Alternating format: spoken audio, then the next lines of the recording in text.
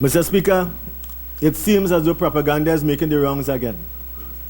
And what is being said is that the GATE program is under threat. Mr. Speaker, I want to tell you that the GATE program is under threat by my friends next door on the other side.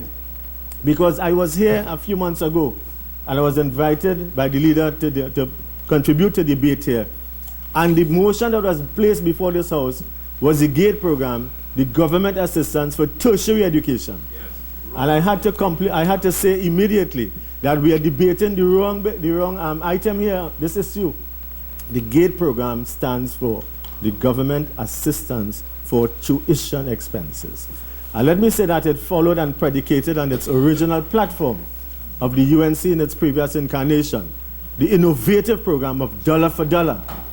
Yes, yes, and I want to make it abundantly clear again, Mr. Speaker, as I'm here. I am listening to people and I'm reading in the newspapers. And two persons I'll make mention of. One in particular, this lady is saying that we should consider asking students to pay back 50% of the cost of tuition when they graduate. Mr. Speaker, I want to tell you categorically that that is no position, and we have no intention of doing that from the People's Partnership Government.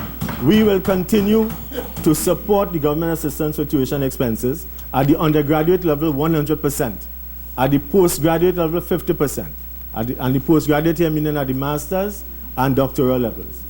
Mr. Speaker, you will recall in the budget presentation of the Honorable Minister of Finance and the Economy last year, we said that what we wanted to do was rather to look at wastages, and I am using wastages here in the context of misalignment of programs of education and training to the national development strategy of the country. We wanted to make sure that we efficiency the GATE program. Mr. Speaker, when we talk about efficiency in the GATE program, I want to give you an example. What is happening is that you have some persons who I call program hoppers. They go from one program to the next program, whether it is in the vocational sector or in the academic sector. And they simply go to a program in the day and they join the next program in the evening. And they benefit from two stipends, as it were.